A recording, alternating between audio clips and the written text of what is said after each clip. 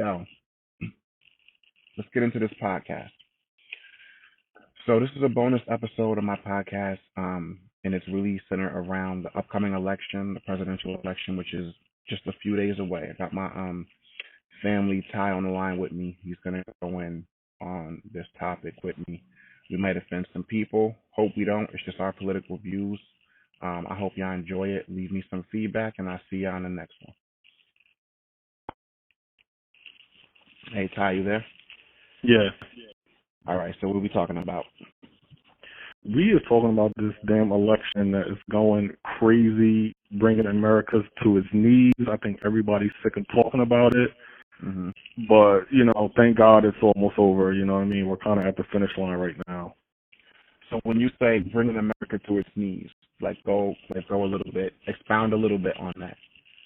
Well, first of all, we got to talk about the two people that made it to the top. We got Hillary Clinton over here who, the Clintons, we already know they're shady. They got a lot of shady things going on in the past. They're still very corporate. They're not as for the people as most Democrats tend to be. Okay. And then we got Donald Trump, where it's just like, where do I begin? Like, where do I begin with Donald Trump? And I think the rise of Donald Trump, when I say bringing America to its knees, he basically has exposed Americans for who they truly are. You know what I'm saying? He still exposed the fact that we still have a lot of racism, a lot of sexism, just a lot of overall bigotry, disrespect for women, disrespect for poor people. And that's what we're exposing right now, you know what I mean? And it's really starting to show the rest of the world, like, look how messed up we are. We're supposed to be, like, the most powerful country in the world, and look who we put at the top of the Republican nominee, Donald Trump.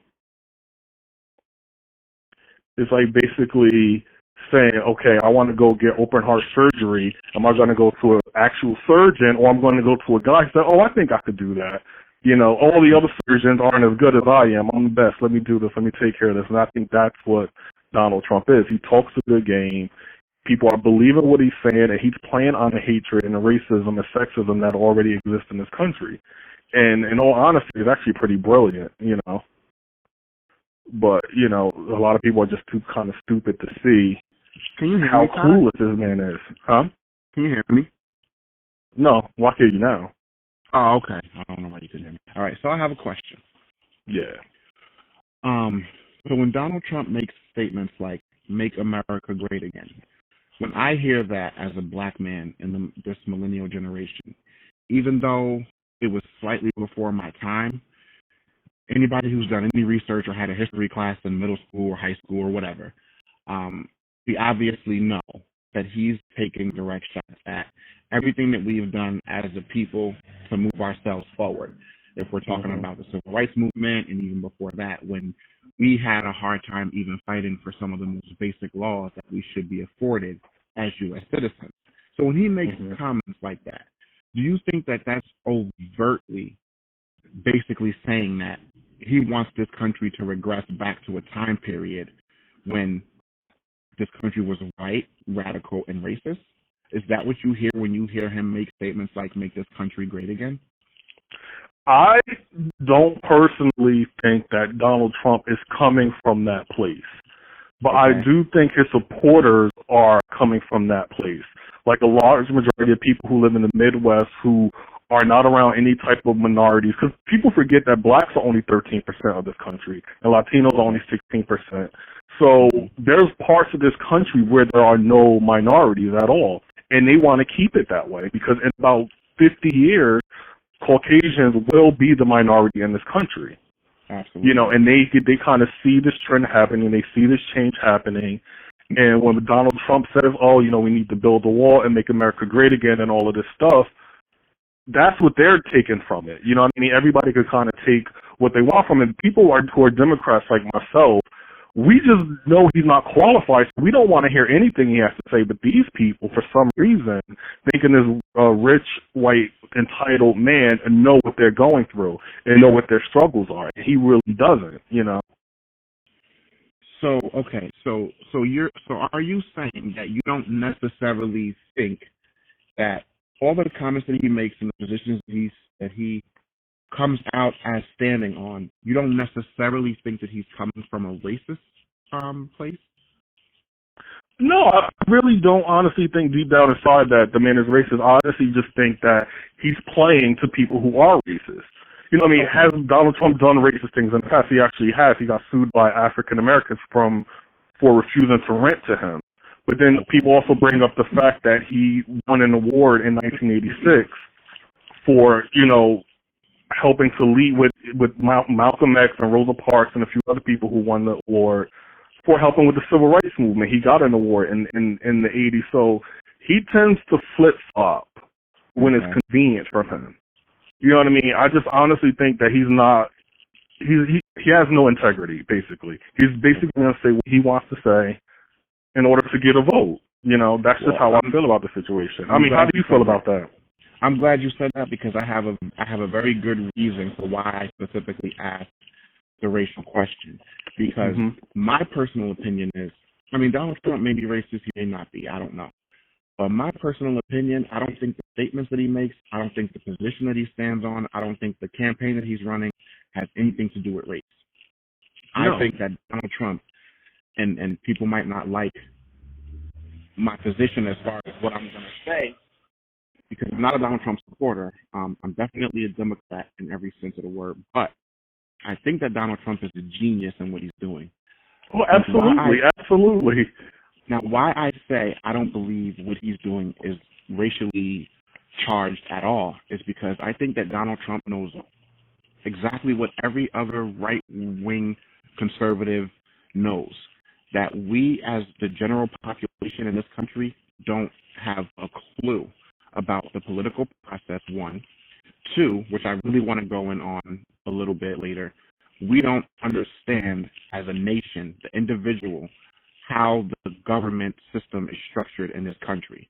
We don't have a clue what the legislative branch is for. We don't have a clue what the judicial branch is for. We don't have a clue about how these systems are meant to work, one, independently of one another, but then two, at the same time, create checks and balances for one another. Because when I hear people who get all up in arms about all of these socially charged issues that are very divisive, they always seem to want to blame whoever the president is, whether it's Barack Obama, whether it was Bush before him, Clinton before him, and then, Bush Sr. before him. People just don't have a clue exactly what this country is structurally. So I think first, before we can even get into the Donald Trump, the Hillary Clinton, this 2016 presidential election, I think we really need to give people a foundational understanding of how exactly this government is structured, this three-pronged system. It's a messed up system, so to speak, because the first part about with Congress is that no one should be given that position for life. Because I feel like at a certain point, you become out of touch with what society is going through, because you're sitting on your high horse pointing the finger and making laws and making regulations for people where you don't even really understand what they're going through, because they're not out amongst the people. They're not social, they're not servants of the people. They're servants of themselves. They just want to keep their job. Once you get that cushy position, you stop caring.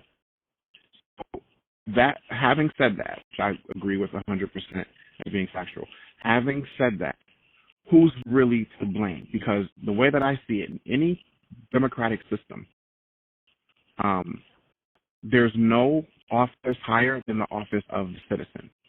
Because if you really want to break down why everything is the way it is in the country and why we can't seem to get the change that we all protest and shout that we want so badly, is it that we don't do what we should be doing as citizens, as voters?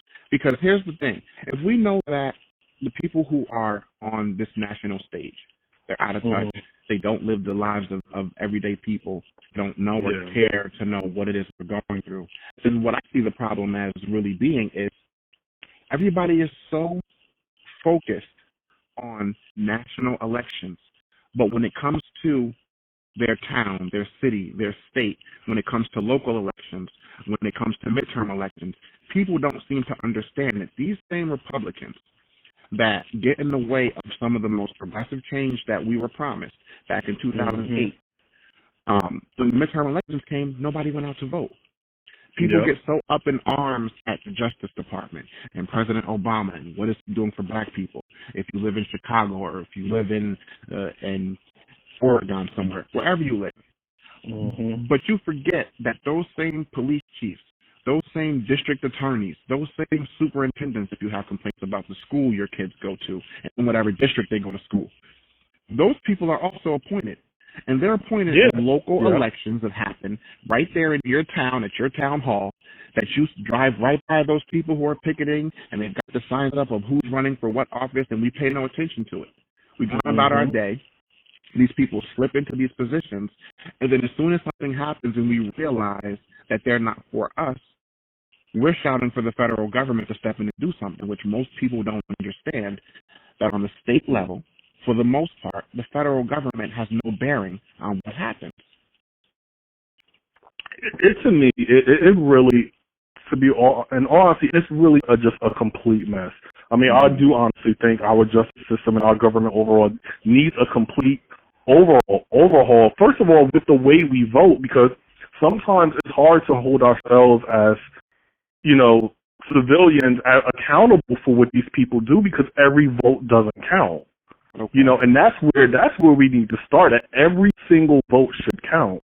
Not how many electoral votes your state has and blah, blah, blah, and this, that, and the other, and basically telling the world that you're telling the country that a Republican can't win the election if they don't win Ohio and Florida. Like, you know what I mean? Like, what does all of that even mean? Exactly. What makes this state over the rest of the states and stuff like that, Right. I mean, I know how we got the electoral... Just to clarify, because, some people don't really have a clue what you're saying right now. Just to clarify, when you go to the polls and you vote, even though you're seeing the names on the ticket that you're voting for, you're not directly voting for Hillary Clinton. You're not directly voting for Donald Trump. You're voting for the Electoral College that will then tally up your votes, and then really, if what you're saying, what I hear you're saying, they're choosing who they want to vote for. So they may be taking an average from this state or that state, or they may be, you know what I mean? Then you have this popular vote versus the electoral vote, and it really is a mess because we don't understand the system. We don't know how to circumvent that. But how do we change that? That's a good question, and that's one of the reasons why, as passionate as I am about this election, not a whole lot is going to change. We give too much power, or we mentally give too much power to the president, where at the end of the day, they only have but so much power. I mean, there's so many things that Obama tried to do, right? When he, as a president, that got blocked because he just could not get it through Congress. You know what I mean? He's not he doesn't just say how it's going to go and then that's how it's going to be. Because if he did, we would have been a lot better off than we are now. People want to complain about, Obama didn't do this for the blacks, he didn't do this for the blacks. Well, guess what? He wasn't given an opportunity. You can't just snap your fingers and think every single bill you want to pass or law you want to put into place is just all of a sudden just going to come to. It's not going to happen, you know. Now, and it is a shame, but it's so many different moving parts. You don't really know who to pin it on, Right. And I think the system is designed that way. I mean, I think that when this government was structured originally, if you go all the way back to when the Constitution was written, you go all the way back from the 13 original colonies when we won the Revolutionary War and became a nation independent. I think the people who were in those positions understood full well that the majority of people are not going to understand the system. But I think there was a fear in that, and knowing that if we did understand the system, then the government would really not have the power, because you would have no need for a government if you have an autonomous people who know how to move around separate from the system. So I can understand the need to create this kind of dependence on the system. But I mean, in 2016, where we have information in our hands with the technology that we have, why do you think that we as the people are still not largely to blame for the way the system is? You know what is we're not. How do I answer this?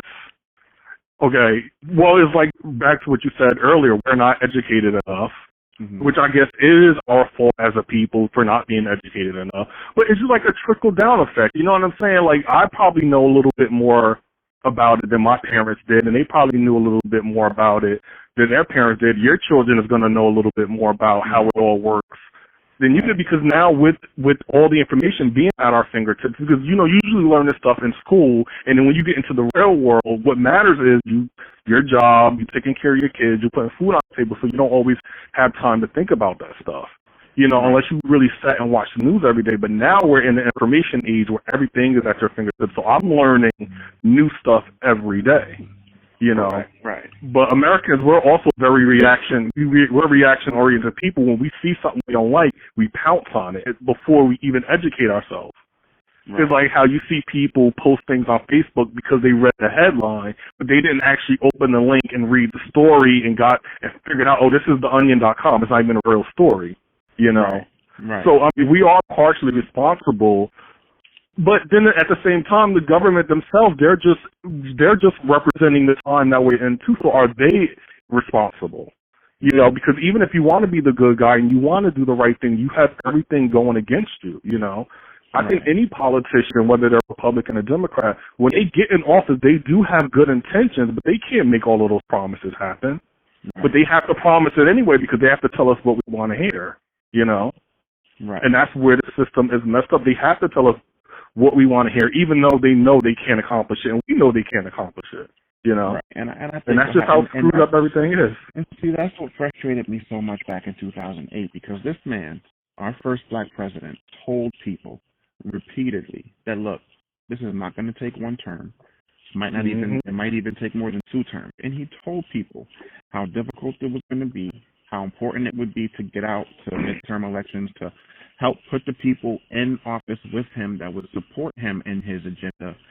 Because I genuinely do think that President Obama had so many ideas and how to help change the system from the inside. And I think a lot of times when you're coming up, whether you're a senator or you're a local congressman and you're just starting off on your path to, in pursuit of the Oval Office, I think a lot of them do genuinely have these grander goals of changing the system, but then when they get all the way into the system, they see how difficult it is. Yeah.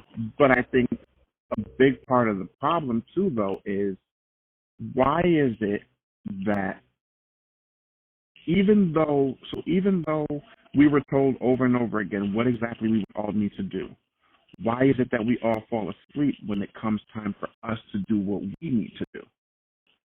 Because people are too busy feeding their families, you know what I'm saying? They don't even have, because everybody has their own agenda, and it's based on what your personal family and your personal community is going through.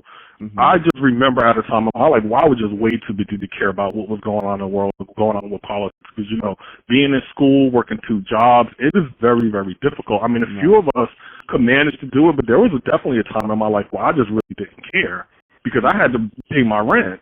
And being that so many people in this country live below the poverty level, it is very difficult for them to do the right thing as far as America is concerned, because I can't care about America when I could barely pay my rent, when I can barely, feed my kids, when I can't even afford basic health care and medical supplies for my sick children. You can't care about the government. And I tell you, first of all, you got to put your family first and what your issues are. You need to vote for the people that care about those issues. But unfortunately, they can't always do what they say they're going to do, and a lot of times they don't, unfortunately, So if the climate of politics as it is in this country, if it really doesn't have enough of a bearing on us to take us away from the things we need to do every day to sustain ourselves and our families, right? Yeah. And because of the fact that even if we were in a position to focus more on the political goings on in this country, we wouldn't be able to make much change anyway. So if 2 things are true, then does politics really affect the everyday person in their everyday lives anyway? It seems like it don't, but in order for things to change, we got to change a lot of the laws that are put in place and the way the system is set up. First of all, a lot of our laws are dated. You know what I mean? They shouldn't really exist in the time frame that we're living in now. You know, we live in a capitalist society that does not work for modern society. Capitalism does not work for modern society. And a lot of these laws in place are supporting that. You know, we're in a situation where the rich is getting richer, the middle class are starting to become poor, and the lower class just have nothing. You know, I mean, there's a lot of right-wing Republicans that honestly think that, you know, people on welfare is just living a fabulous life. Well, I'm here to tell you that's not the case. You know, my mother worked for welfare for over 30 years. She retired, so I can tell you that it's extremely difficult to live off of welfare. You know, absolutely. And I just don't understand where they think that these people are just living this glorious lifestyle, because they're definitely not. Right. So then here's the and I'm glad you said that as well, because if we look at the numbers, just the strict numbers, the raw data, the way that they try to put it off like it's only black people in these urban communities, the majority of people on welfare are white people. It is. That's overwhelmingly more. Overwhelmingly, exactly. Yeah, it is. But now, here's the tricky part, though, because you talk about changing the laws, right? Mm-hmm. But what most people don't realize, and how do we stop this? Because I think it comes down to sacrifice. Let's say we as a black community want a law passed, right? It's a major law, and it's what we're going to vote for president on the ticket, because they say that that's what they're going to push to see us get that law. Let's say it's free education, right? Mm-hmm. The problem is, and I think most people don't realize, when you have these big bills that are introduced, they'll have like one leading focal point, let's say free education, but then when you get to these backroom deals, you have all these other civil liberties that are leveraged against that. So let's say Obama wanted free community college. People will focus so much on that, not realizing that some of the other laws that we already have in place and take for granted are being leveraged against that. So the Republicans might say, okay, you want free education? Fine, you can have that. But we're going to introduce as an addendum to that, you're going to take away this, and that. And we never see that because it's buried under 20,000 pages. You know what I mean? And people don't pay attention. So because that goes on. It's the fine print, you know what I mean? Right. Yeah. And obviously the president knows that, but if the pressure is on that person who's in office at that time to give us what we say we want, how can we ever really get ahead if we're really just trading one civil liberty for the next, or we're trading one form of progression for two steps of regression? Like, how do we ever really get ahead in this system? Because when you look at certain communities in this country, you look at the Jewish community, you look at the Amish community. There are communities within this government that run and operate completely autonomously from this government. Why can't we in the black community break away from the system and create our own system? It has been done. So the blueprint is there. What's the problem? The problem is that calls separation. You know what I mean? I mean, I do believe in colorblind racism. I do in the fact that not everybody can be treated equally. And I'm going to tell you the perfect point what's going on in New Jersey with Governor Chris Christie. He's changing the way money is distributed amongst schools in the education system, because right now a lot of inner city schools is getting more money than kids outside of the inner city and smaller cities. They're getting a lot less because the kids in inner city need more money. They need to update their books. They need better computers. They need better facilities. They need their schools to be, updated and things like that. So Chris Christie is now changing it to where it's going to now be even. Everybody's going to get the same amount of money. The problem is these kids who live in these, richer communities don't need that money. Right. You know what I'm saying? So it's like believed in equal and complete equal division across the board, because like you said, there are people who need a little more than others. Exactly. And it's not, when you're talking about education, it's not giving somebody a handout. You understand what I'm saying? It's like, if you want if you're a white person and you're frustrated with the way you think black people are, the way you think they act, the way you think they behave, wouldn't you want laws in place to help these people get to where they need to go? You know what I'm saying? To be better the next time. And just like when people say, well, why do we educate prisoners? You know why we educate prisoners? Because they're going to get out of jail one day. You know, you don't want them coming out worse. I know, you don't want them coming out worse than when they went in. Yeah, so. It's going to be a whole another episode that we need to do, because I definitely have something to speak on about that. So, okay, so then if this is all the build-up to this election, it's going to happen in just a few days. You're a Democrat, so I take it that I'm actually independent. I'm independent. I do consider myself independent. Okay, so you identify as an independent. But with these two candidates that we have, because people, this is what I feel happens. You take CNN, Fox News, all these right-wing conservatives, they want to always change the narrative. Nobody ever said that Hillary Clinton was the perfect presidential candidate. But when you have two presidential candidates to choose from, that's all we have, you have to pick the lesser of the two evils. So if we both agree that out of the two candidates that we're presented with, because I hate to break it to you people, but Obama can't have a third term. Let that go. You know, we entertained it. It was fun, but let it go. Right?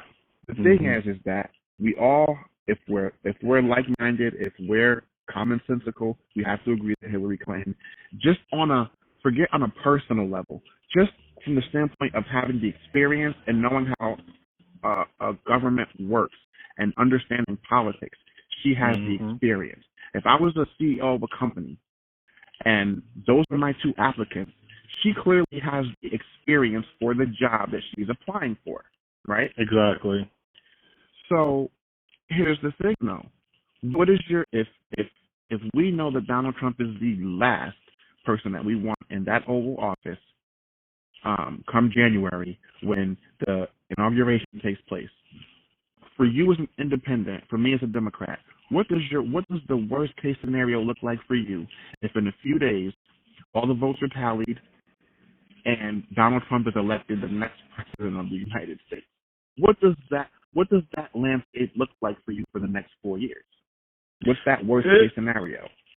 It looks scary, because it's not even just with him physically being president, because he's going to be surrounded by advisors that's going to try to do their best to make sure he just doesn't fuck everything up. But it says a lot about us as a people, because first of all, the Ku Klux Klan and other white nationalist organizations just basically endorse this man for president. You know what I mean? And it just says a lot about what is happening in our country, and there's something deep rooted and just evil about people, and people are afraid to say that because they don't want to come across as being un-American if they don't talk about how messed up their country is. But America is full of corruption. You know what I mean? And him winning is exposing how really first uneducated, ignorant, sexist, homophobic that this country really, really is, because we want to be perceived as a melting pot who love and accepts everybody, but yet we're electing someone who doesn't even know anything about African Americans, don't know how to speak to them, referring to people in your audience as my African American, which is so inappropriate, who basically told the religious right that he will get a committee together to repeal the gay marriage law. Who wants to build a wall to keep Mexicans out of this country, who wants to send all Muslims back to their country. It's like, this is who you picked, and that scares me, that people are actually picking somebody. And not to mention the fact that he is so disrespectful and disgusting the way he speaks about women. I've never heard that kind of talk in a locker room before, and I've been in many locker rooms, let me tell you. So when they chalk it up to locker room talk, to me, that's just like, I can't even believe it. Okay, so it says a lot about who we are as a people, and that's what really scares me, and that is the worst case scenario for me. So if we break down all of the social groups, if we break down all of the religious groups, if we break down the gay community, if we break down the Mexicans, if we break down all of these groups that Donald Trump is alienating, right? If you're looking at it from the standpoint of what is his angle, obviously he has to know that if you take away the support of all of these groups that we just talked about him alienating, women, Mexicans, the gay community, Black Americans. Like, if we take away all these groups, there is no conceivable way that he can win a presidential election. So if we know that, I would have to assume that he knows that. That leads me to believe that his angle is something else. Because honestly, and I have no clue what it is. Because to be honest with you, from the beginning, I really did not think his angle was to become president. I really don't think it was. Because you would have to know that in you alienating some of the largest population of voters in this country, the Spanish community, some of the largest population of educated voters in this country, women. Like, there's no way that you could do that and think that those things are in line with you becoming the next president. Why not cater to and pacify those groups if he really wanted to get into office? Because that's what's more scary to me, is that I think we are all being distracted by all these antics, and there is a larger plan. I think that's the scarier part. Well, he has no policies in play. I mean, I went to his website and I was trying to read, okay, well, what is his policies? What does he want? All of these things that he's saying he's going to do, how is he going to do them? Because I've heard Hillary lay out her plans and exactly, I'm not going to, I can't recite them, but I mean, I've heard her, explain how she plans to do these things because she has the experience, she has the knowledge. I have not heard him say how he plans to do anything that he says he's going to do. Period. I don't know what his plan is. Yeah. He hasn't even attempted to. But that's what kind of gets me thinking. Like, he hasn't even attempted to introduce any types of policies. He just says, I'm going to do this, believe me, and doesn't even attempt to give any types of bullet points about what and how and what timeline, if any. It's almost like it almost seems to me like he was purposely trying to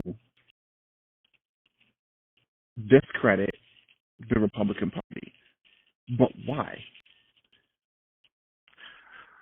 You know what, to be very honest with you, it boggles my mind. I honestly have no clue at all. And I try to get myself into the head of people who actually support him, because I have friends that are Trump supporters, and these are people that are otherwise very intelligent people. That's why I cannot for the life of me understand what they see there, like what is going on there. But then we also live in a society where Kim Kardashian is like the most famous person on the planet for having no talent. So it doesn't shock me that, when Hillary did an ad, she was saying that she was sitting there watching the videos of them capturing Osama bin Laden. At the same time she was doing that, he was hosting the Celebrity Apprentice.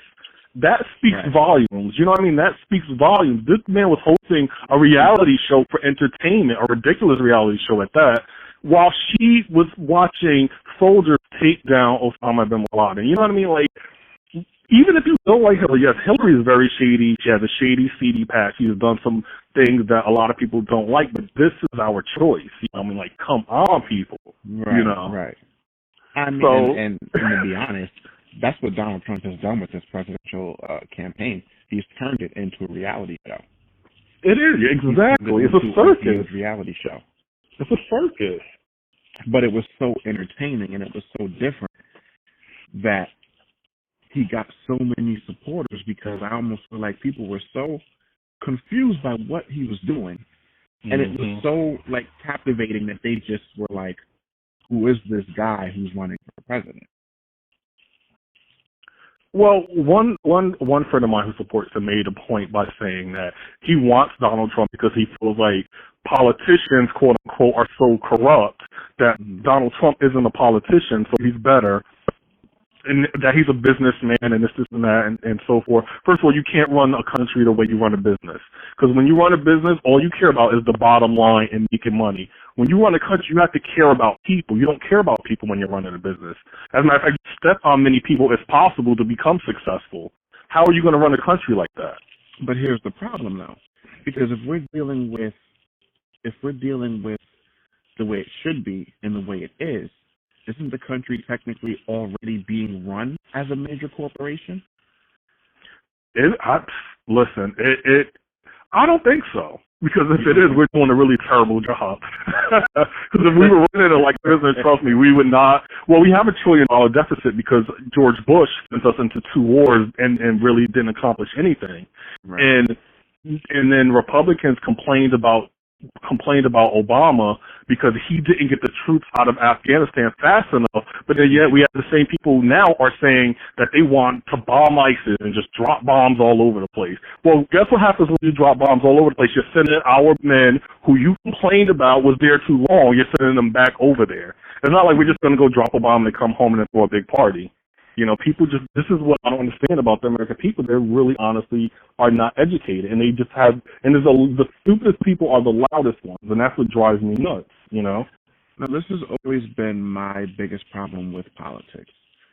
Why does America feel the need, I mean, going as far back as to the beginning of history, why does America always feel the need to engage and problems across the world when there are so many problems here at home? Because people are making money over these other countries. It's all about money. It's all about wealth. It's all about that oil. The people who are in power are making the decisions, and they're not the ones who are going over there. Their children are not going over. Their children are in prep schools. Their children are, you know, playing golf every weekend, going to Ivy League colleges while they're sitting up in their cushy offices making phone calls and making decisions. The poor people are the ones that are going over there trying to save their interests, trying to save their money, trying to save their coins. So it's easy for them to click a button and say, oh, yeah, let's go to war because you're not the one going, you know? Right. So unfortunately, that sounds like bottom line to me, because if you look at a corporation like Walmart, the employees who are ringing up the items at the register, who are stocking the shelves at night when the store closes, they're not the ones getting rich, but the CEO, the board members, the store managers, the district managers, the logistics managers, they're the ones who are making 6 figures and more. So it sounds like it speaks to my point.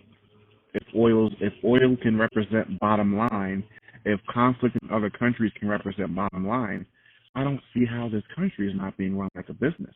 Because the people who are driving economy, what used to be the middle class, and it's almost gone. We were never meant to benefit from it, but the people who are sitting in the same positions as a CEO, as CFO, as all of these higher level management people would be in any other corporation. Yeah. And that's why I was saying you can't run a country like a business, and that's what they want Donald Trump to do. So even if it is being run as a business now, it's clearly not working. That's the only qualification that people seem to think that Donald Trump has, is that he's a successful businessman, which I don't really understand how could someone who filed for bankruptcy 4 times be successful, but, you know, it's just my point of view. But anyway, you can't run a country like that. And if it is being run, it's clearly not working, so we don't really need somebody who's going to come in. But basically what he's going to do, he's going to raise the taxes on the poor, cut taxes on the rich, because they think the trickle-down effect is going to work. The more money rich people spend, the better it is for our economy. Well, guess what? Rich people don't spend a lot of money. Exactly. I mean, it doesn't even sound like it makes sense from the standpoint of the civics class. It doesn't make sense. It has always been a fact that the middle class drives the economy. We're the ones, exactly. the middle to lower class, we're the ones who, when we get paid every week or every 2 weeks, we're not allowed to put that money away. We have to spend it. You know what I mean? We have to consume goods consistently. If I'm rich, I can only buy so many clothes. I can only buy so many cars. I get to a certain point where I'm just stockpiling money for my future generation. Yeah. But if the person, I understand that people are stupid as a whole, but if the person is smart, how can you not see that? If the individual is smart enough to know that, why is it No, go ahead, sorry. I was just going to say, why is it that all these analysts have to do is sit up on CNN and say something, and everybody just believes what it is to be fact, and that's it? I think the majority of it knows how corrupt the system is and how it doesn't work, but we just keep going through the motions. Every day, getting up, going to work, punching the clock, right, coming home. You know what I mean? It's just, we just keep going through our day-to-day mess, and a lot of these, and I think a lot of people want answers, and a lot of people want hope, and I think that's what people feel this election is happening. But the sad part is, I feel like the majority of people who are voting for Hillary, they're doing it because they hate Donald Trump, and myself included, because Hillary was never, ever my first choice, not even close. And I'm voting for her because I don't like Donald Trump, and that really is sad, because we don't have that hope. We don't have that one person who's like that beacon of light that say, this person could really do this. This person could really make it happen. The majority of us really did think back in 2008. And I mean, as far as I'm concerned, Barack Obama ran a successful administration both terms. Yeah. I agree. If I'm smart enough to factor in all of the opposition, I mean, overt opposition. I mean, it was blatantly reported that we're not going to do anything to help this president. I mean, Republicans have been on record as saying this healthcare reform that he put into place is genius. And what most people don't know, we have had what Obamacare is now. We have had in the state of Massachusetts for years before there was ever an Obamacare, and it has always worked in Massachusetts. And the funny thing is, Romney is the one who put it into play for the most part, even though he ran against it when Barack Obama was running for his second term. I mean, I don't understand how a system can work so well on a state level and not work. And then you have people, because I have people on my Facebook all day long. Oh, Obamacare sucks. It's so expensive. It's this and it's that. And it's like, people don't understand what it was meant to be. People don't understand what it was supposed to be. People just don't understand. Well, people who it worked for, it was just one of those things where it was all about the individual. If it worked for you, you liked it. If it didn't work for you, you don't like it. You know what I mean? It's just like one of those things, because I have a friend who hated Obama, but Obamacare worked out for her. I mean, she's still not a supporter. She still doesn't like the guy, but she did admit it to me that for her and her husband, they was able to get insurance because of that. And now, Donald Trump is basically saying that he's going to overturn it, not realizing that 20-something million people then are going to be out of insurance. Right. But then he's in the mindset of a rich person that doesn't really care, because he doesn't have to worry about that. Yeah. But I personally think that ship is so. I mean, these are the same. I wasn't around for it, but I know enough to do research, and I know enough to educate myself. Everything that's being said now about Obamacare is exactly what the arguments were when Medicaid started. Exactly the same when Social Security was put into place. Exactly the same. And it took years and years for people to see that it really does work. So I think eventually it'll be the same thing with Obamacare. But what I'm curious about is, what is your opinion as to why so many people are becoming disconnected with each other? I mean, I'm seeing friends deleting friends on Facebook, and I'm seeing people just up in odds with each other because of our political views. Why do you think people are so at odds with each other because one person likes this candidate and the other person likes that candidate? Why are we so invested in this presidential election? Because I don't remember seeing it this way in recent history. I don't remember seeing it ever. I think people are taking it personally. I think, and when you was, saying to me, I'm a Democrat, and I said I'm independent. First of all, I don't really feel like civilians, and what I mean by civilians is people who are not going into politics, should label themselves a Democrat or a Republican, because first of all, that's another form of segregating yourself from other people.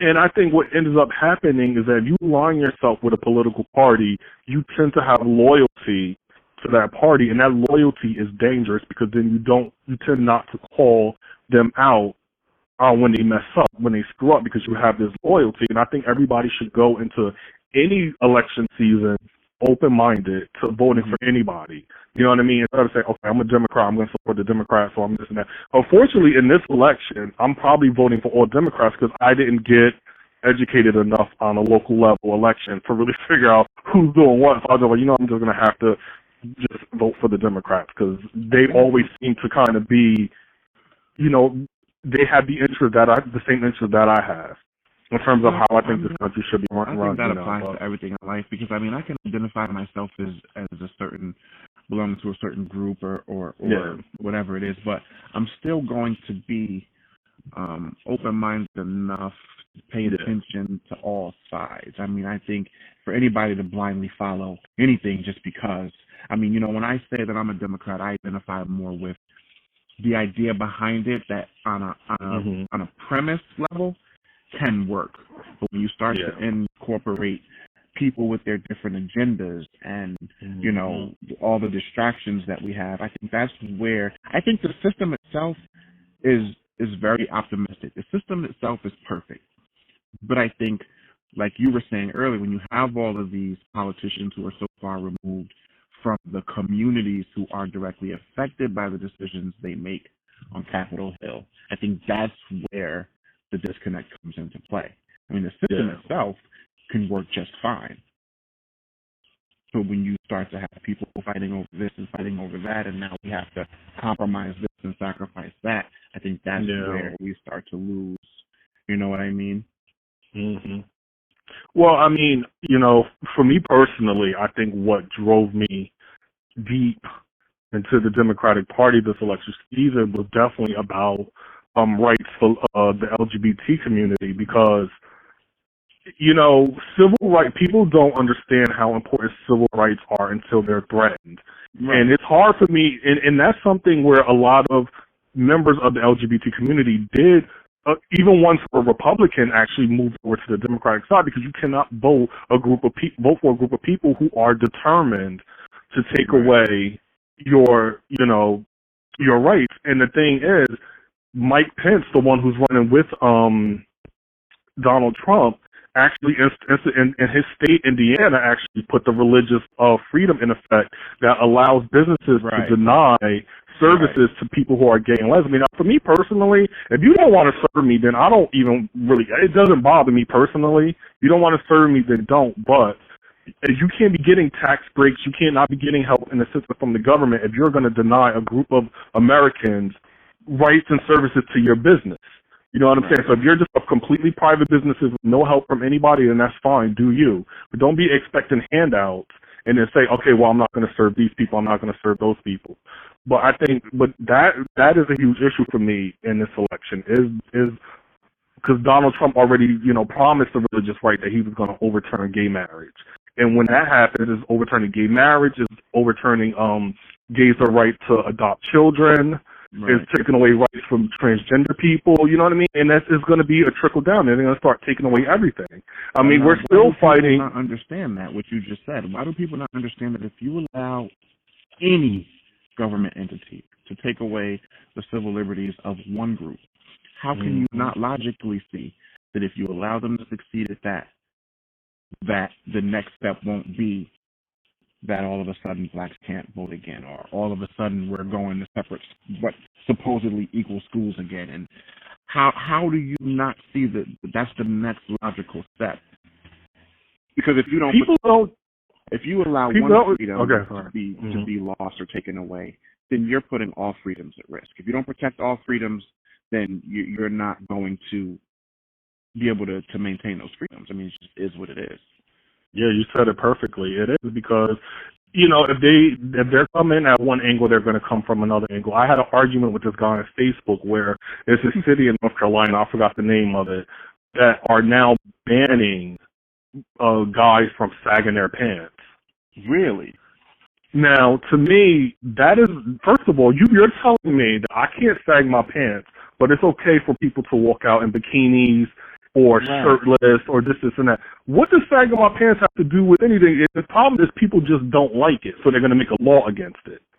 But the point I was trying to make to him is not even about me defeating the law or being against the law. It's about the simple fact that when you start there, it's going to go somewhere else. And then somewhere else. Every time somebody don't like something, a law is going to be made. And it eventually is going to go on you. And then you're going to have something that you like or something that you want to do be taken away. Like, I don't sag my pants, so I don't care.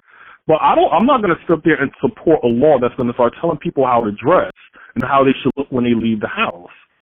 You know what I mean? It's just like, it's always going to be something, you know? But see, that kind of takes me back to what my original question was and my original point when we started the conversation. Because I'm looking at it right here now. Timminsville, South Carolina, easily passes ordinance to ban sagging pants.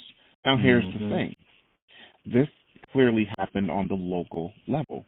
And so I feel like these things are Hello? far away. Yeah, you're breaking up. I said when these things happen, they happen in these small towns so far away from where we like to think of everything is happening. You know what I mean? Places like D.C., places like New York City. It happens in these far off corners, almost under the radar, as a test to see if it can work before they try to implement it on the main stage. But who really drops the ball when things like that happen at the local level?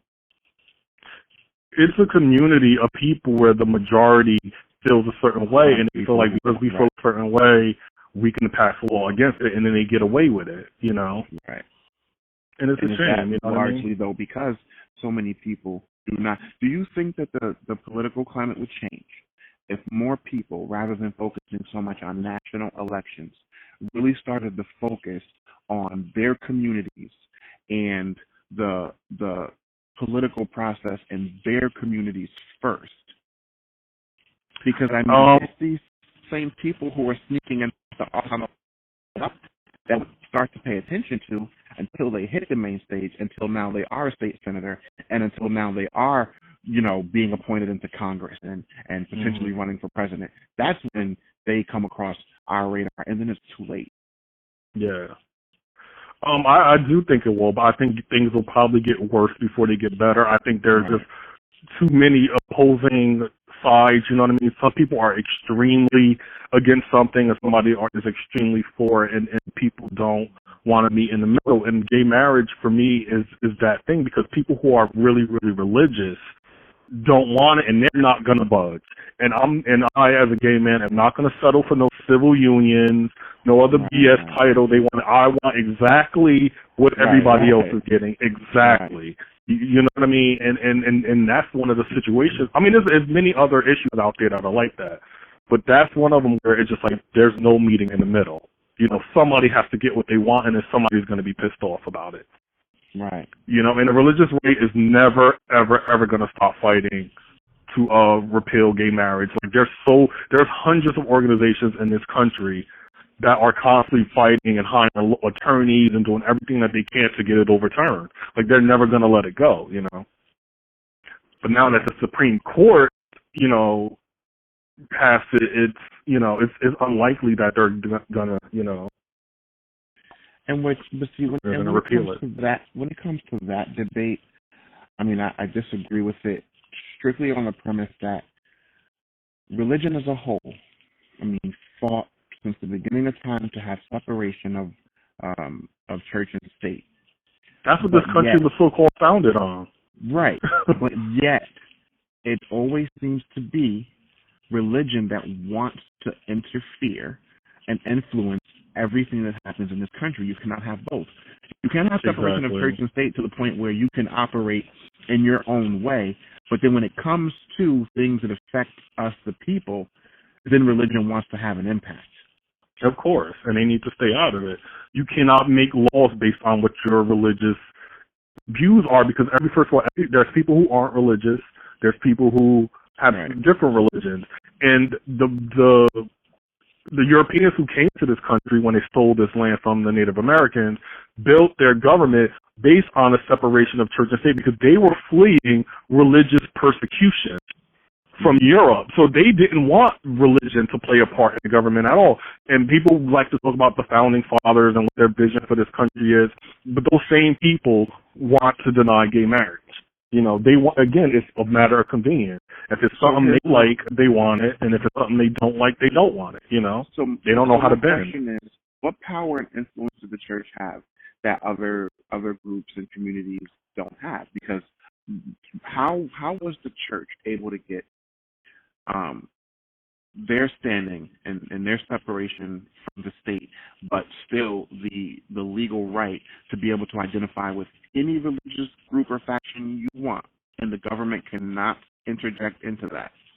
Mm-hmm. But you can identify as transgender. You can identify as, a homosexual male or a lesbian woman. How is it then that the church was able to figure that out, but all the other communities and social groups or what have you, what is it that they figured out that we can't figure out? Because, well, you got to understand, like, over 85% of people in this country identify as being Christians. Mm-hmm. And almost everybody in power with money identify as Christians. You know what I'm saying? So, again, these are the people who are in power, They have the power, you know what I mean? The LGBT community, we're spread among the country, you know what I mean? Obviously, there's some, in places like Miami and New York and San Francisco and stuff like that, there's groups of us, but we're not a collective unit like how, the Black community is or the Latino community is. It's really, everything is kind of spread, so it's hard to get everybody all together and say, okay, we need to fight this. I mean, a lot of fighting has happened, but it's just been, because we had gay pride in New York City because of the riots in 1969 at the Stonewall, where, gays was tired of getting harassed and beat up by police officers, so they basically destroyed the whole West Village. And now in June of every year, that's why we have the big gay pride parade, which is one of the reasons why when people talk about how violent the Black Lives Matter group is, which they're really not at all, Right. Sometimes you got to bust a few windows to open some people's eyes, you know what I mean? Sometimes you got to break down some stuff. Movement is the Black Panther movement all over again, because the Black Panther movement was huge largely at being violent as well, and 99% of the time the guns that they were carrying weren't even loaded. I mean, they were smart. They knew the laws. They knew what they could do and what they couldn't do. And you didn't see footage of Black Panthers going around attacking white people and beating up police officers. But if you have an agenda and you have the media and you have the world stage, you can say anything and get people to believe it. Of course. And the Black Lives Matter movement, I'm sorry, but I've watched probably like at least 30 of the marches. Almost all of them, half of the people were white, or half of the people were not Black, so to speak. So, for people to want to label them as a hate group or say that they're this and that, it's a mixture of all different types of people. Everybody is sick and tired of of police brutality, not just Black people. It's not a black and white issue. You know what I mean? But there are certain people who believe that Black men are unfortunately larger targets, And this is what I tell a lot of my white friends too. I'm like, if you think that if police brutality continues to go unchecked, they're not going to stop at Black men. They're going to start anybody who's poor, anybody who doesn't have a voice, anybody who can't speak up for themselves because they don't have money, they're not in a position of power, will become a target. And it's not going to start happening until they start beating up these young white men who are poor, or these young white women who are poor. When they start getting beat down, then that's when something's going to be done about it. And it was the same thing with anything in history, even with the AIDS crisis in the 80s. No one cared until straight rich white men started getting AIDS. Before it was just a gay disease, only gay people are dying from it. Mm-hmm. Now only Black men are getting killed by police, so it's really not that big of an issue. But wait until it crosses over to mainstream, and then it's going to be a problem. So, if we're looking at politics on the national level, and all of these issues that we have in these communities across the country that are what they are today, and they're going to be the same tomorrow and the day after, and the election is not going to change the issues that we all have as communities, as individuals, why then would it not be, if it's not a good idea for people to just say, why bother vote at all? Why continue to participate in a system that does not yield any benefits for you doing so? And I'm not saying that's my position. I'm just offering it. I'm just playing devil's advocate, because now you have a large group of people saying, well, I'm not going to bother to vote at all because it really doesn't make a difference. And from everything that we've talked about, it really doesn't seem to make a difference. And it really seems like the majority of people who vote do so just because for so long we fought for the right to vote. But I feel like people more so do it out of a sense of responsibility more so than anything else. Because it really doesn't change. You know, I mean, I there's a lot of people I've been seeing posting on Facebook basically saying that they're not going to vote, and I'm finding it hard pressed to argue them down. You know what I mean? Because it is very grim out there. You know what I mean? And I don't. Go ahead. No, I was just going to say really quick, I don't buy into the whole thing where people say, well, if you don't vote, you can't complain. Because, yes, you can complain. Because, first of all, if you pay taxes, guess what? You can complain. Now, listen, if they gave me all of my tax money back that I've ever given to this country, I guarantee you will not hear a peep out of Tyrone. I will mind my business. Let me give me all of the tax money I already paid and never let me pay taxes again, and you will not hear one word from me. So, you know, I just wanted to throw out there. Yes, you can still complain, you know, as long as you're paying taxes. Mind you, I can understand the older generation's argument because they were here for the time when they seen and marched with people who have fought and literally died for the rights that a lot of us do take for granted.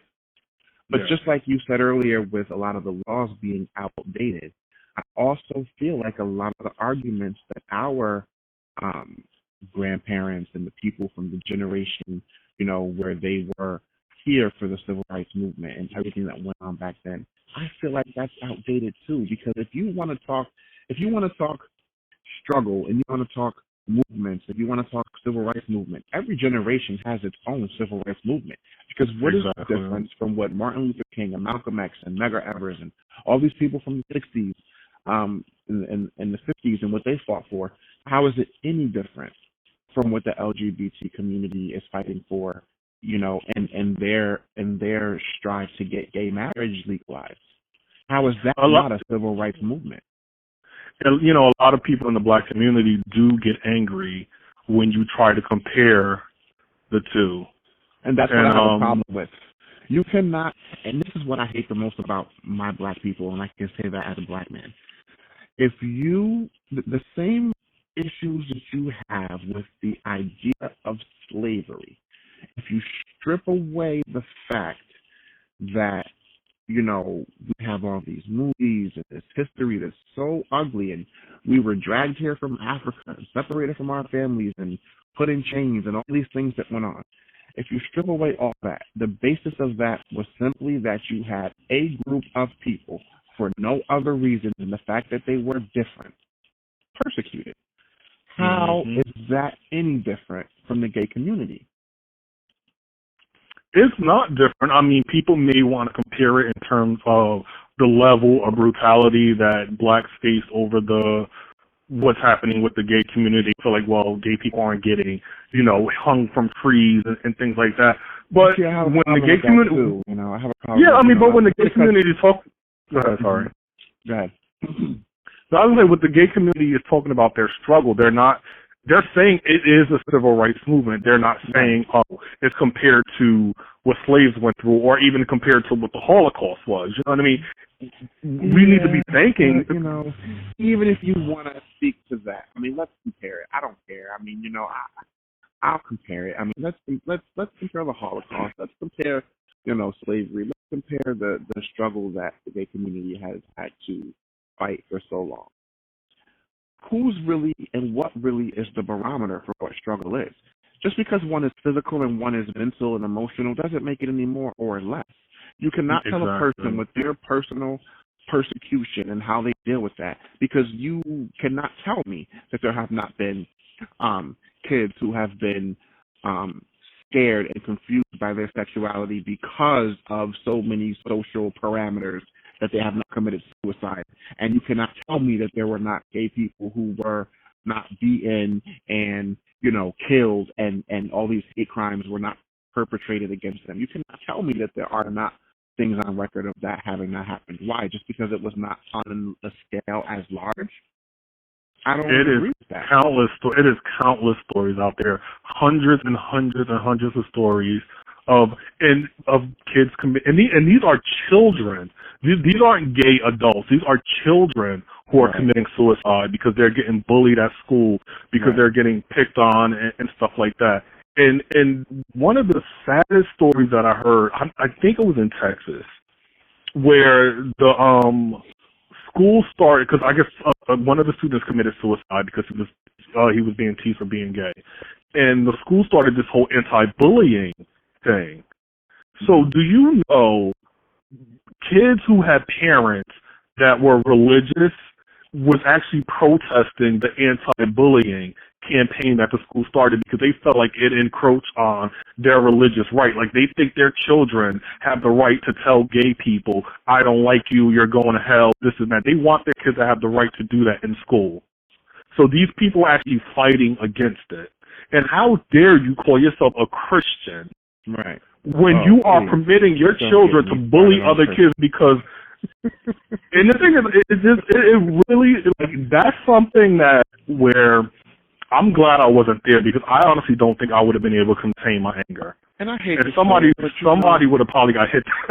It really is starting to seem, and I identify as a Christian because of the core belief that is involved in that that religious faction.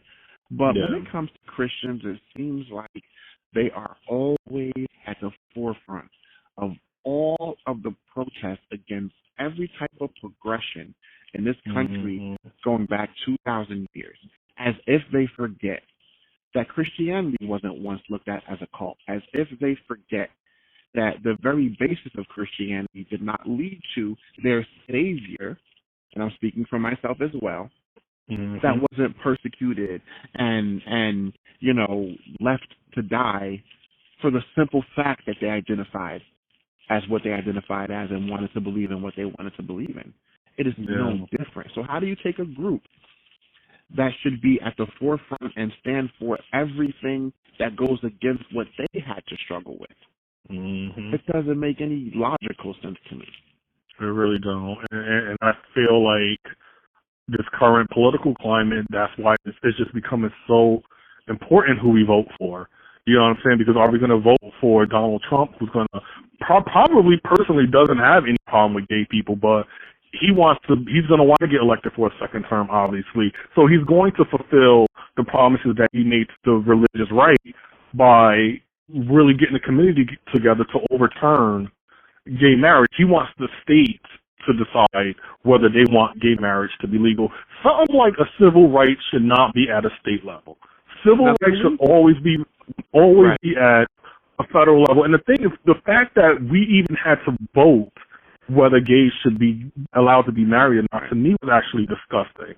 Like, who are you to vote and tell me whether I should have the right to do something that you are already given the right to do? You already have the God-given right to do, you know? I say, as a straight man who's been married for the past 9 years, I say let anybody who wants the headache and the hard work and the constant struggle of having to be married to anybody for any period of time, if y'all want that headache, what's the problem?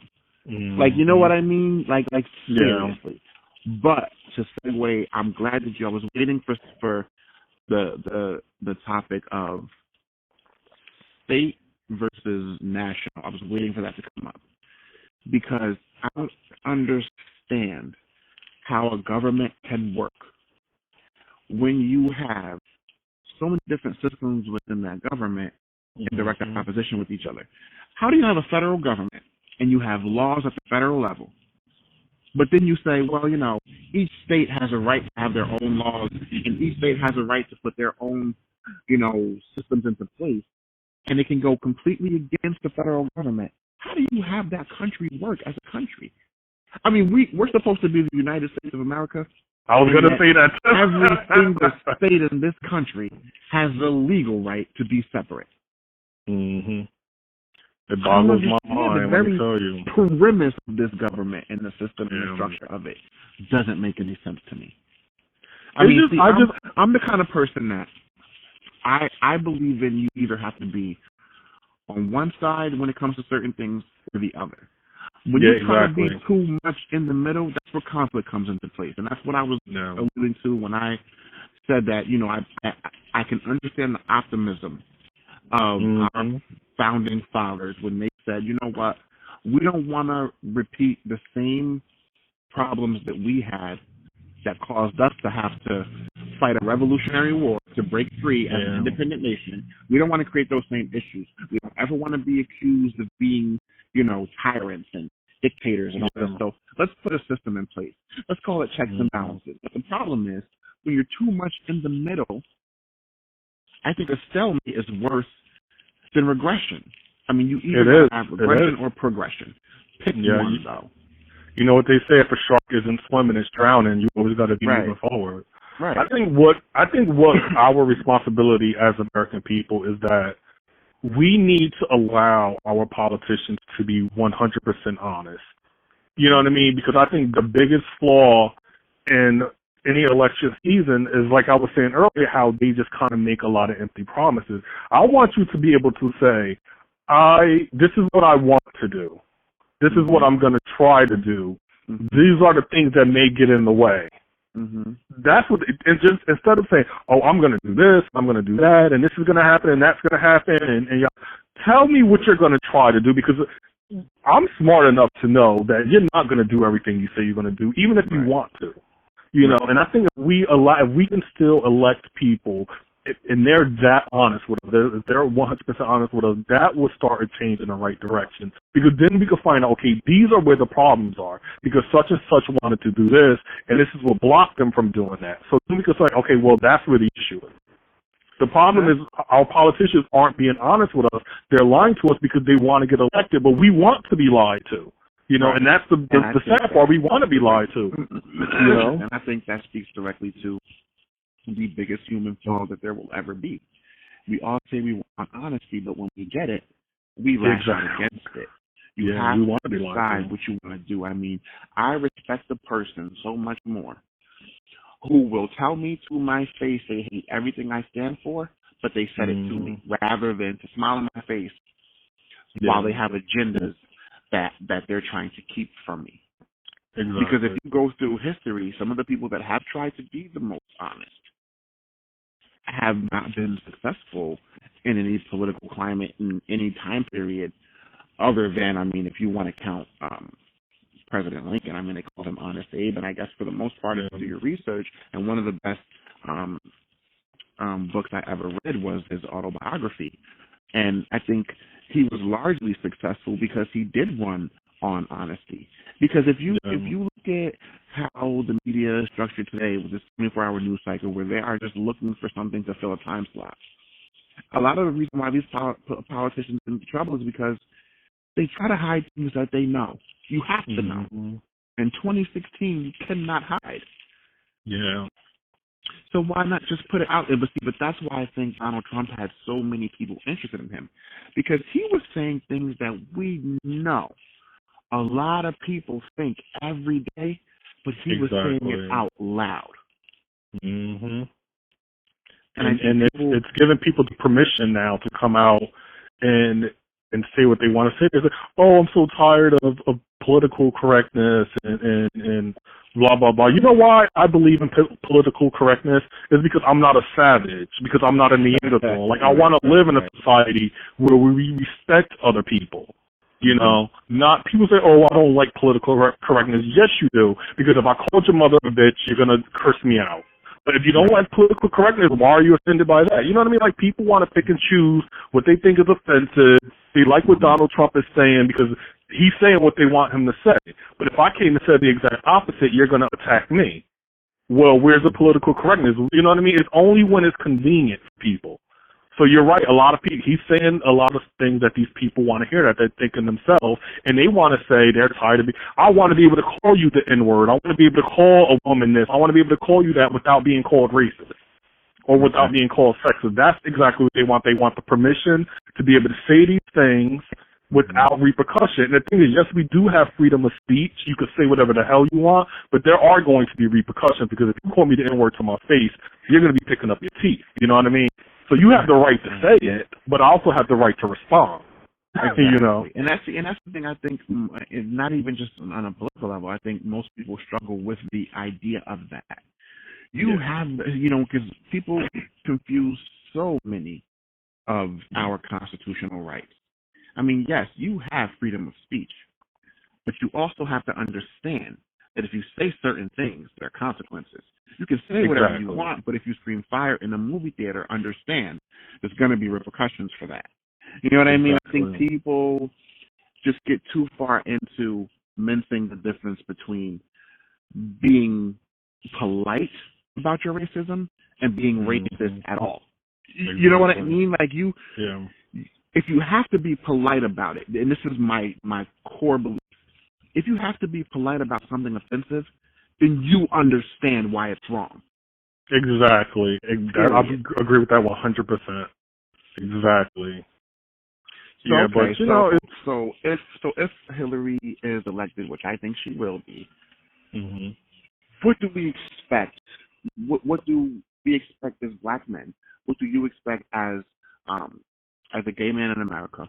What do we expect in our respective communities? What do we expect her to do that so many others have not been able to do?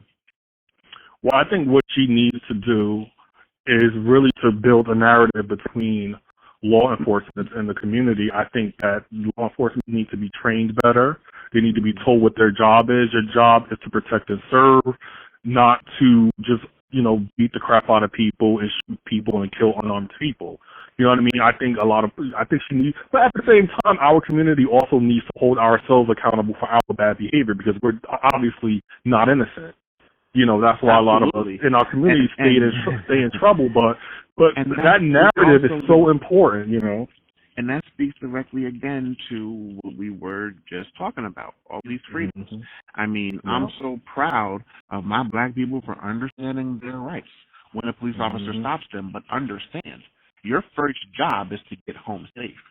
You cannot, just because you have the right not to be stopped and frisked, you cannot just because and I know that I'm going to probably take flack for this, you cannot just because you have the right not to feel uncomfortable or feel like you're being treated differently because, you're black or you're in the wrong neighborhood or you're in the wrong type of car or whatever the case.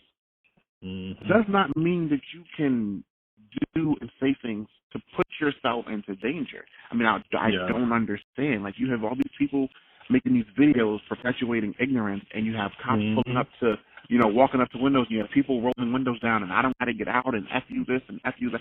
I mean, it's unnecessary. The problem that I see is, and I can say this as a black man, is that when you respond like an animal, you can't then say you're treating us like animals.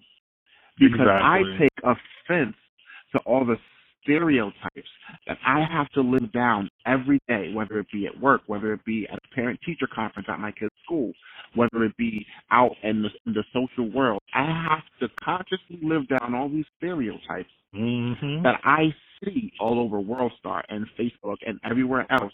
Black people who look just like me, think and talk just like me, perpetuate these same stereotypes, and then I have to work twice as hard to live them down.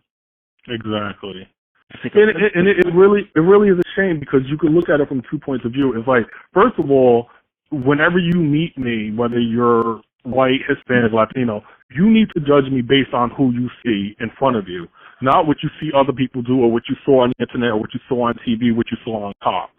That's your responsibility as a person.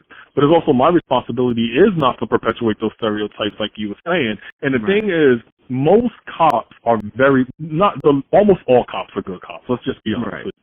You know what I mean? It's just a few bad apples spoil the bunch. And I think what people are frustrated by is not, we're not trying to bring down cops for saying that they're bad. We're just saying hold those bad ones responsible for what they did. Hold them accountable for what they did. That's all the whole movement is about. It's not about attacking cops. I adore cops. I love cops. I'm glad they're there. I'm the first one to call 911 if I need it. That's what they're there for. They're getting, that's their job. But at the end of the day, you need to be able to look your fellow police officer in the eye and tell him you did the wrong thing instead of defending him. And my only problem is, with all of these police shootings, unarmed men. I don't care if they're purple, orange, black. I don't care what color they are. My only issue is, it's not a race issue. My issue is with the legal system. Just because you wear a badge should not mean that you are any more afforded innocent until proven guilty in a court of law, which all cops are. But when it's me in a courtroom as a defendant, I'm automatically presumed guilty and I have to prove my innocence. My issue is with the legal system, because it's almost as if they're trying to prove why a police officer was justified in doing something reckless, and only if 20 points match up perfectly that show that this police officer didn't do something reasonable, is there any type of justice. But when you take anybody in any urban area, and people need to, and I hate this argument that people, when they say, oh, how can black people be so upset at police officers killing black people when black people kill black people? You ignorant people need to stop this. And I don't really want to get off the topic of politics, but here's my problem. If you're not going to identify crime in, let's say, a trailer park as white-on-white crime, stop identifying black people killing black people as black-on-black crime. Crime it is apples and oranges. You know what I mean? Will always take place in an environment where you have poverty, low education, and it's always the people in that community who kill each other. You're not traveling 100 miles away to kill someone of a different color or different background from you. Crime will happen in an area, city, town, whatever, wherever, with the people within that community. It just so happens that those people tend to look alike. I'm sick of having to educate people on the black community. Because, I'm tired of having to educate people on these kind of communities, because the simple fact that even black on black crime, 99.9% of the time is happening with people who are involved in a criminal lifestyle anyway. Just because it happens to happen in a black neighborhood doesn't mean that all of those people around there are part of this. We grew up in the black neighborhood. We grew up in a poverty-stricken area. And the people who, obviously, yes, sometimes innocent people are victimized, but 99.9% of the time is people who are involved in that criminal lifestyle who are killing each other. It is not. To be honest with you too, it's people who just want to change the narrative, because look, I don't care. I don't care if I stay on one side of the street and I'm shooting at another black man on the other side of the street. The bottom line is this: when you have civilians killing civilians, there is a legal and criminal process that takes place. The same thing should happen for a police officer. It should not be any different. What we're arguing is that as a police officer, you have sworn and you have taken a responsibility to act in a way and in a manner that is different, that is to a higher standard. So it should not be treated equally. It should not. It should not be treated. Police officers are not judge, jury, and executioner. They don't get to make that decision that you're a criminal and you deserve to die. They don't get that unless that person pulls out a gun on you. Now, if you're a cop and you are dealing with an armed suspect, shoot his brains out. I would do the same damn thing. But we're talking about unarmed people who didn't have you don't get to decide that person gets to die. Right. You know what I mean? If anything, I would let that person go. If I'm the only cop there and the person is a lot bigger than me, I feel like I can't take them down. I don't have any kind of non-lethal way to take this person out. I would probably call for backup, and if that person runs, I'll let him run. Get him another time. You know what I mean? Because selling cigarettes in front of a grocery store is not somebody who is a menace to society who needs to be choked to death. You know what I mean? I understand that, and I agree with that 100%. And at the same time, too, sometimes we have to take responsibility. Look, my responsibility at the end of the day is to my family, my children, my wife, my family. If I don't agree, let's say if I'm pulled over or I'm stopped on the street by a police officer, I don't care what his attitude is. I don't care what his position is. If I feel he's wrong or I disagree with him, my only focal point should be to get home to my children. You don't have to necessarily fight back or walk away or run away or do all these extra things that people want to do to draw attention to the fact so that we can have T-shirts that say, you had his hands up and you still shot him, but he's still dead. He still didn't make it home to his children. You have the responsibility that you have to take upon yourself to do what you need to do in the situation to be safe. Period. Exactly. But you have too many people who are applying street logic into something that the street logic does not apply. It does not apply. I agree. This police officer has a license to shoot you. We may not agree with it, but they do. They are trained to do so, and they have a license to do it. And when they do it, it is automatically assumed that they had a reasonable reason to do it. Yeah. And I feel like so many black people did not have to die for us to just have a Facebook video, or for us to have a protest, or for us to say, hands up, don't shoot. Like, seriously, I feel like black people play a big part in their own demise. We have to be smarter. We can never hope to 100%. understand politics when we can't even understand each other in our own communities. Mm-hmm. I don't know. It's a scary world, and I do not feel like this election is going to change the tides of anything. I think things I have hope for the future, but I do think things might get a little worse before they get better. I think we need to stop seeing each other as different and realize that we're all different in some way. You know what I'm saying? Like, there's white people that I know that I have more in common than with black people I know versus just because other people are gay doesn't mean I have more in common with them as opposed to straight people. Right. And I think if we stop thinking labeling every each gay other, person, if you're straight, they're automatically trying to hit on you or whatever. Like, that is so offensive to me. Like, it's offensive to me too because it's usually the ugly ones who nobody wants. If I'm a straight man and I'm walking through the mall, just like I can't assume that every straight woman is attracted to me, why would you think that just because somebody is homosexual that they want your nasty ass? Like, why do you assume that? That boggles my mind too. Let me tell you, it drives me nuts because again, it's never somebody who's good looking, who got it together, who's intelligent. It's always somebody who is just insecure. They probably can't even get a female. So they think all men, they don't want to be around gay men because gay men are going to touch them. They're going to do this. First of all, you should be flattered if anybody wants to touch you. First of all, first and foremost. That's funny. But anyway, I will be putting my vote in for Miss Hillary Clinton tomorrow. And on a positive note, the Nickelodeon every presidential election season does this thing where the kids pick the president. So all the kids who watch, Nickelodeon and stuff like that get to vote online. Okay. And they actually just released the winner. I don't know if I've seen it today. I don't know when they released it, but anyway, Hillary Clinton won the children of America's vote for president. So I think it's awesome that our younger kids are being appealed to, and they're getting involved with the political process at a young age, because I think that's really the only way. I mean, you start young, and like you said, every generation gets smarter. You know what I mean? Like you start now with our kids. Hopefully, I mean, it's just like the people who came before us, who fought and died before us.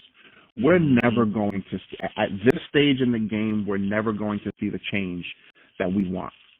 Yeah. The goal is to teach our children so that they can grow up and they can have a better life than we had. Mm-hmm. That's what the goal is. We don't work for us because it's not going to happen for us. This country is too damaged. There have been too many issues for too long for us to see a change in our lifetime. But every generation gets better.